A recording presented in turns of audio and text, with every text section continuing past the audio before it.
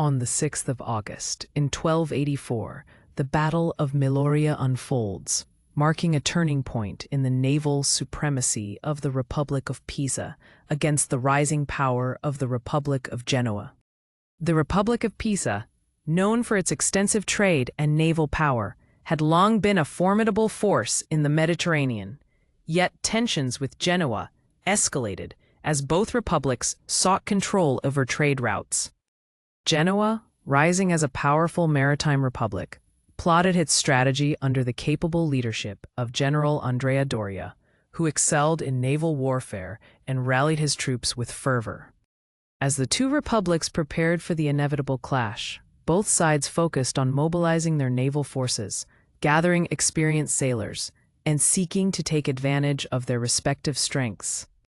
On the eve of the battle, Commander Bortolo degli Antelmi reviews the Pisan fleet, knowing that they face a formidable enemy that has been growing in strength and tactics.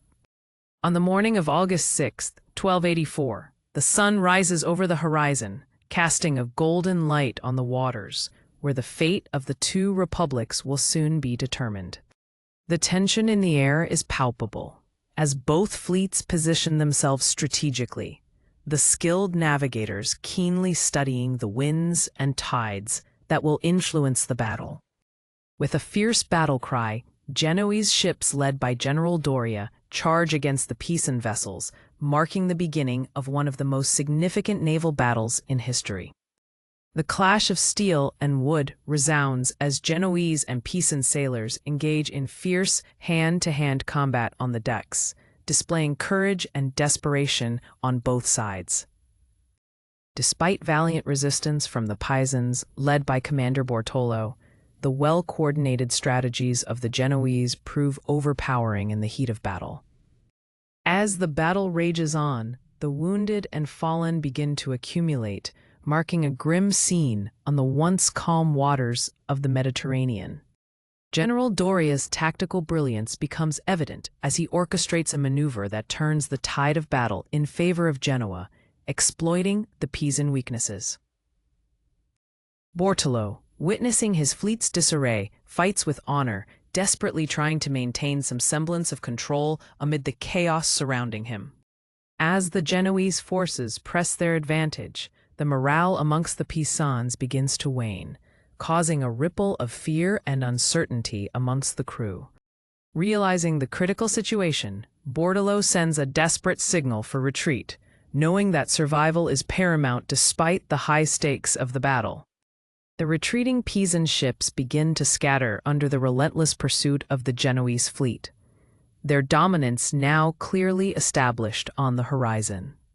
As the battle draws to a close, Genoa emerges victorious, cementing its place as a dominant naval power in the Mediterranean at the expense of Pisa's long-standing influence.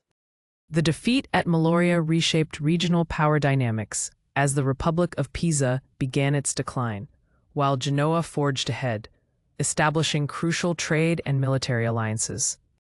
In the aftermath of the battle, the Republic of Pisa faces challenges in rebuilding its maritime fleet and economy, reflecting on the losses incurred during the conflict. The repercussions of Meloria resonate throughout the Mediterranean, leading rival states and other naval powers to reassess their positions vis-à-vis the two republics. As history would note, the Battle of Meloria is remembered not just as a clash of ships, but as a pivotal moment that altered the fate of two significant maritime republics for decades to come. The resulting naval supremacy of Genoa ushers in an era of peace for them, allowing prosperity to flourish as they solidify their trade routes across the Mediterranean. In Pisa, however, the mood remains somber, with citizens mourning the loss of their naval power, leading to discussions on how to reclaim their glory. The emergence of a Genoese golden age begins impacting art, culture, and politics, influencing not only their own society, but also the territories around them. As time passes, legends begin to form around General Andrea Doria, who is celebrated not only as a military leader, but as a symbol of Genoese resilience and tactical brilliance. Bortolo, though defeated, is remembered in Pisa for his courage and dedication, inspiring future generations of sailors and leaders to continue fighting for their homeland. Tensions escalate days before the battle, with ships from both republics gathering in the harbor. The air is thick with anticipation as every sailor whispers rumors of impending confrontation. A Genoese captain sharpens his blade, his eyes glinting with fierce determination and pride. As the sun rises on August 6th, the dawn breaks over a calm sea, unaware of the storm of conflict about to erupt. Sailors on both sides gather at their respective vessels, preparing for what many believe could determine their fates. The fleets come into view, each side witnessing the strength of the other. Genoese ships, with their imposing presence, display brilliant banners fluttering in the wind, signaling their readiness for the fray. Commander Bordello degli Antelmi gives a rousing speech to his men, his voice steady but full of urgency. He talks of honor, home, and the importance of this battle, igniting hope among his weary crew, instilling in them the spirit to fight. Meanwhile, General Andrea Doria coordinates his men, using maps and signals to position his fleet strategically. His experience shines through as he remains calm under pressure, earning the respect of his crew. The fleets launch into battle, clashing with an array of cannon fire and the sound of steel against steel. Smoke rises from the combat area as the chaos unfolds, with ships maneuvering skillfully on the water. The Pisan fleet fights fiercely, attempting to maneuver their ships into advantageous positions. The commanders shout orders, and battleships clash, sending splinters flying into the air, highlighting the ferocity of the battle. General Doria demonstrates his strategic brilliance, ordering his ships to form a tight formation, effectively encircling the Pisan vessels and cutting off their escape routes. His tactics begin to swell Genoa's confidence. As the battle progresses, wounded Pisans are taken aboard their ships, overwhelmed by the tide of the conflict. Their faces tell stories of fear and bravery alike, as the medical staff works tirelessly to provide aid. The Genoese fleet achieves a tactical advantage, using superior speed and command to gain upper hand. Doria seizes the moment to launch a decisive counterattack, rallying his men with inspiring calls. The tide of battle turns definitively as the Genoese successfully breach the Pisan lines. The Pisans' desperate attempts to regroup seem futile against the unwavering advance of Doria's strategy and might.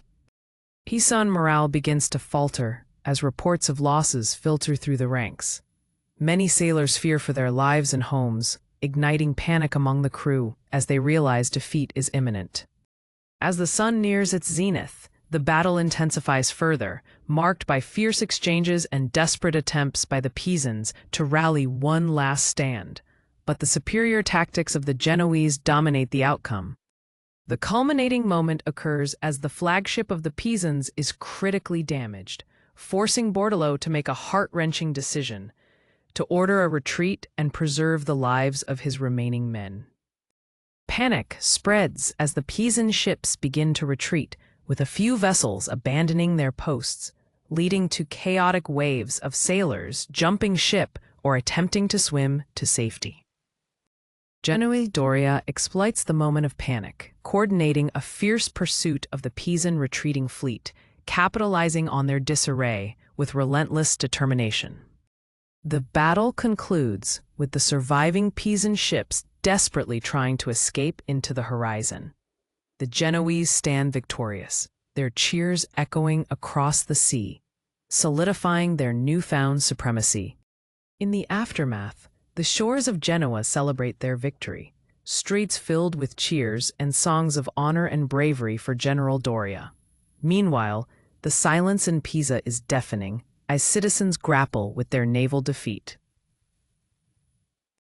As news of the battle spreads, the implications begin to sink in.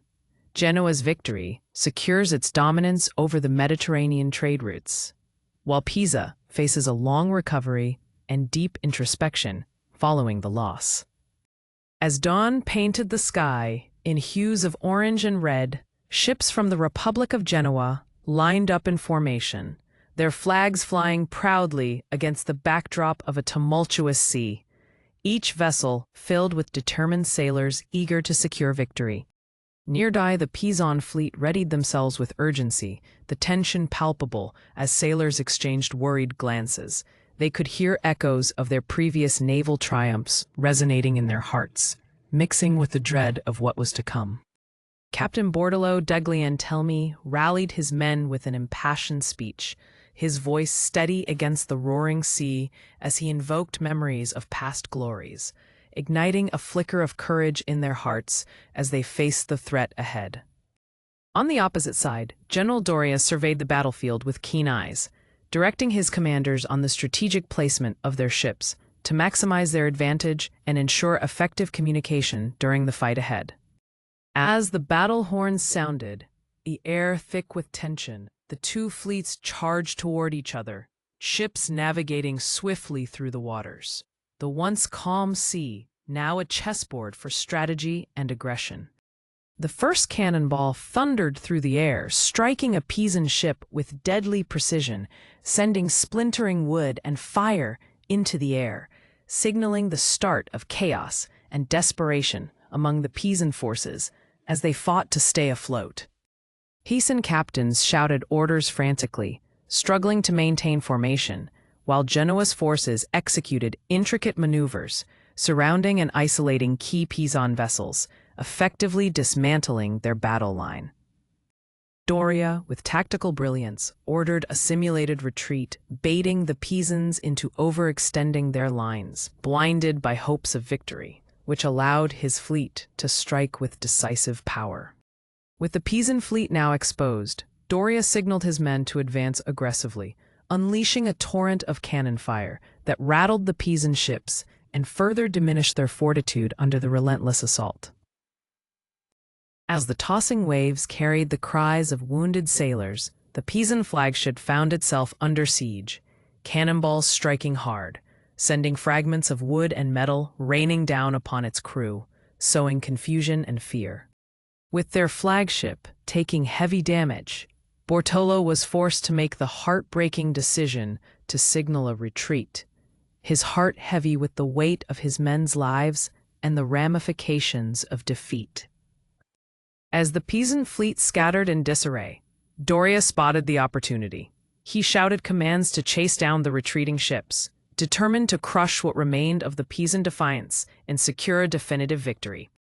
The relentless pursuit led to skirmishes where Pisan sailors fought valiantly but were overtaken by the organized Genoese, who executed their advantage with precision, leaving the Pisans in despair. Realizing the situation was untenable, most Pisan ships began to surrender, their crews throwing down their weapons as Genoese warriors boarded to capture them, sealing their fate in vivid displays of triumph. With the area calming down, cheers erupted from the victorious Genoese, celebrating their hard-fought triumph at Meloria, while fallen Pisan ships drifted aimlessly, a stark reminder of their naval defeat. As the battle concluded, the implications of the victory began to unfold. Genoa's dominance over the Mediterranean was solidified, reshaping trade routes and establishing it as a maritime power. In Pisa, the defeat invoked a deep sense of loss as citizens mourned their fallen ships and reputations. The streets quieter than usual, overshadowed by a shared grief and community reflection on their future. In the aftermath, the legends of Andrea Doria and Bordello would intertwine, their contrasting responses to adversity, setting the stage for future tales of heroism and resilience among both republics. Historically, the battle would mark a turning point, reshaping the naval supremacy in the Mediterranean, with Genoa's victory ushering in an age of wealth, while Pisa wrestled with its declining fortunes and redefined identity. Ultimately, the Battle of Meloria on August 6, 1284, became not only a naval battle, but a profound historical moment that would shape the destinies of both republics, entrenching tales of valor and the arduous journey of recovering from defeat.